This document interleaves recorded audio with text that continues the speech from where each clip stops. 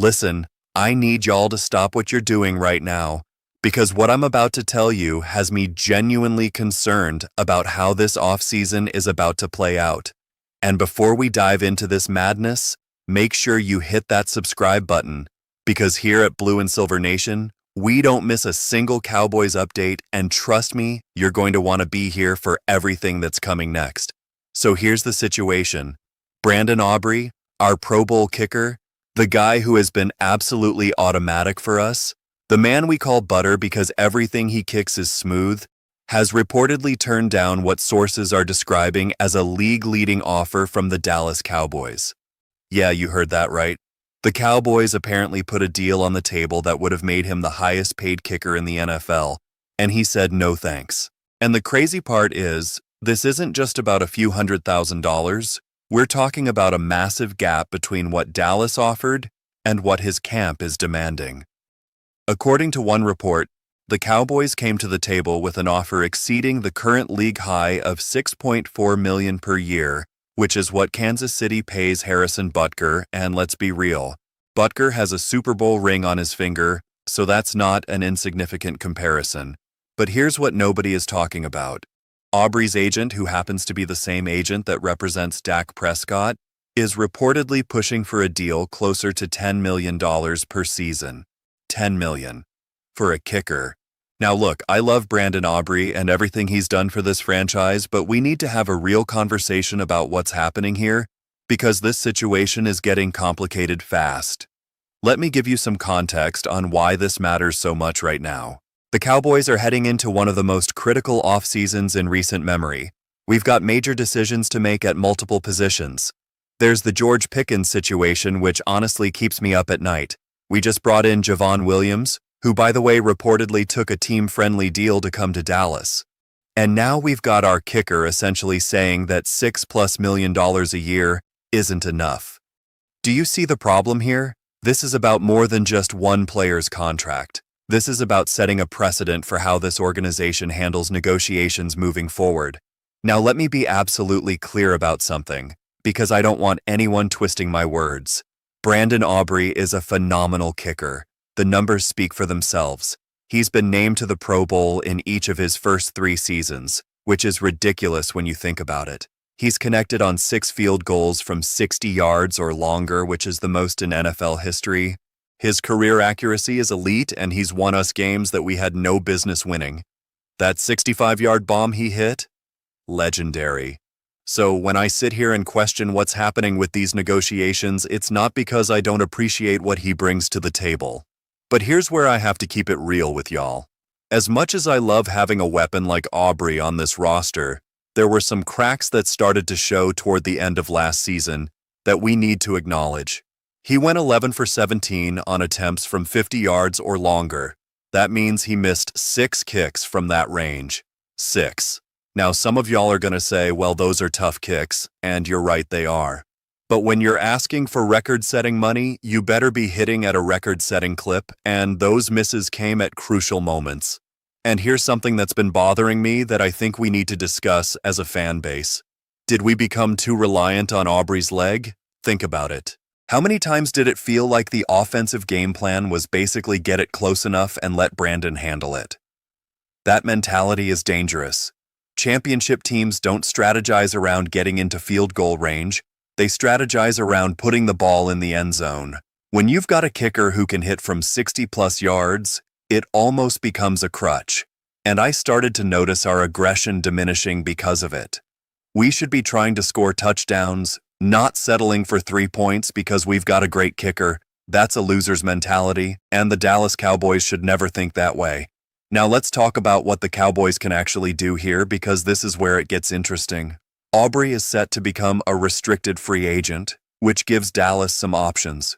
Reports indicate the team is likely to place a second-round tender on him, which would cost around $5.8 million for next season. Here's how that works for those who might not know. If another team wants to sign Aubrey, they'd have to give up a second-round pick to do it, and the Cowboys would have the right to match any offer.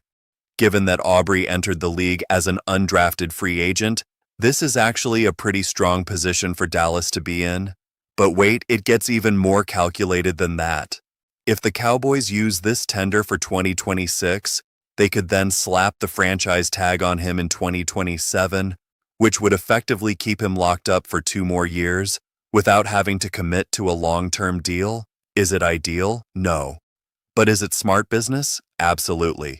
You're looking at roughly $16 million over 2 years, which is solid money for any kicker in this league.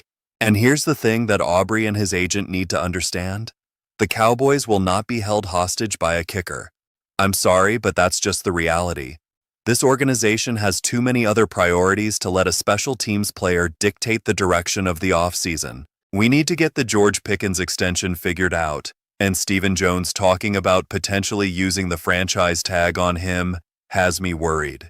If that situation goes sideways, this whole offseason could unravel quickly. We need to continue building around Dak Prescott and making sure he has weapons. We need to address depth issues on defense.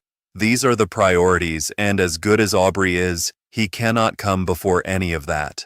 Let me ask you something, Cowboys Nation. Would you pay a kicker $10 million a year? Really think about it. That would make him one of the highest paid specialists in NFL history. It would mean paying your kicker more than your starting running back, more than several of your defensive starters. Is that the kind of roster construction that wins championships? I'm genuinely asking because I want to hear what y'all think. The counter-argument is obvious. You pay for elite production, and Aubrey has been elite. Those 6 kicks from 60-plus yards have probably won us at least 2 or 3 games that would have been losses with an average kicker. In a league where games are decided by 3 points or less all the time, that kind of weapon is invaluable. But valuable and $10 million valuable are 2 different conversations. Now I want to address the elephant in the room, Todd France. If that name sounds familiar, it's because he's the same agent who negotiated Dak's contract. He's one of the most aggressive negotiators in the business, and he's clearly taking the same approach with Aubrey. That's his job. He's supposed to get his client as much money as possible. But what worked for a franchise quarterback doesn't necessarily work for a kicker. The leverage is different, the market is different, and the Cowboys' willingness to play hardball is going to be different. I've been hearing rumblings that the realistic number for a long-term deal might be somewhere around $7.5 million per year. That's still significant money. That's still more than Harrison Butker. That would still make Aubrey the highest-paid kicker in football. If his camp is turning that down to chase $10 million, they're playing a dangerous game. Because here's the reality check. The Dallas Cowboys won a lot of games before Brandon Aubrey got here. We won games with him. And we will win games after he's gone if it comes to that. I don't want it to come to that. I want Aubrey in a Cowboys uniform for the next 5 years. But I'm also realistic about how this league works. Teams that overpay for non-premium positions end up in cap hell. Teams that let emotion dictate contract negotiations end up making moves they regret. The Cowboys have to be smart here, even if it means letting a fan favorite walk. And let me tell you something about this locker room situation that concerns me. When you've got Javon Williams coming in and taking a reasonable deal to be part of this team, and then you've got your kicker holding out for historic money, what kind of message does that send? The culture of a team matters. The willingness to sacrifice for the greater good matters. If Aubrey's holdout becomes a prolonged media circus, it could affect the entire vibe of this offseason. We've seen how contract disputes can poison a locker room.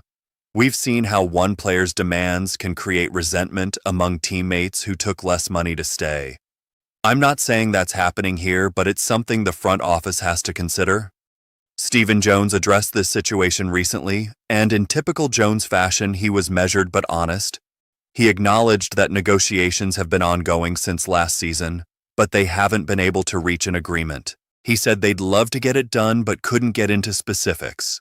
Reading between the lines, it's pretty clear the Cowboys have made what they consider a fair offer, and they're waiting to see if Aubrey's camp comes back to reality. The question is, how long are they willing to wait? Now let me give you my prediction for how this plays out because I know that's what y'all want to hear. I think the Cowboys are going to place that second-round tender on Aubrey and dare another team to give up draft capital for a kicker. I think Aubrey will play on that tender in 2026, and then Dallas will use the franchise tag in 2027 if they still haven't reached a long-term deal.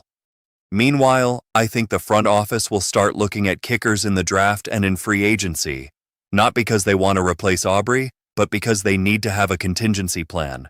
That's just smart roster management. You can't let any single player, regardless of how talented they are, have complete control over your cap situation. And honestly, part of me wonders if 2 years of tender and tag money might actually be better for the Cowboys anyway. Aubrey turns 31 next month.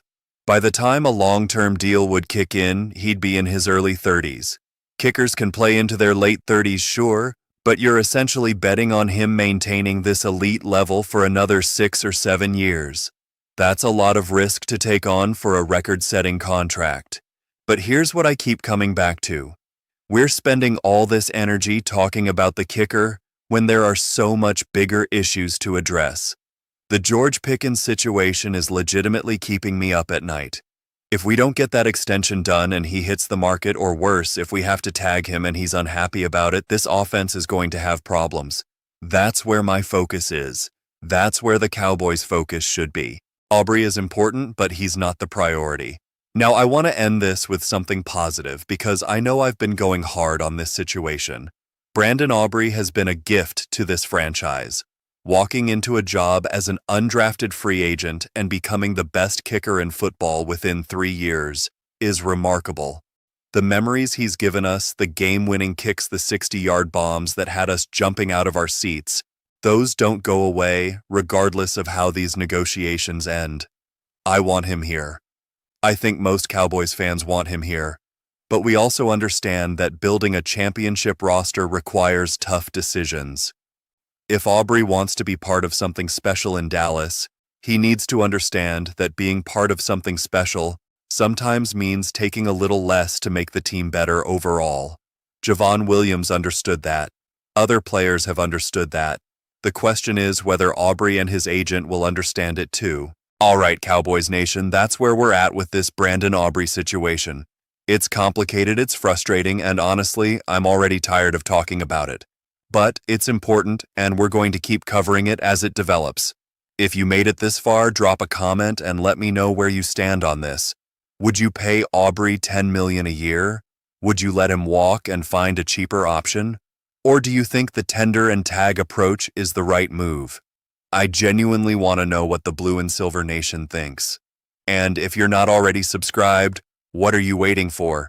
We're covering every single Cowboys move this offseason, and trust me, it's about to get wild. Until next time, stay loud, stay proud, and let's go Cowboys.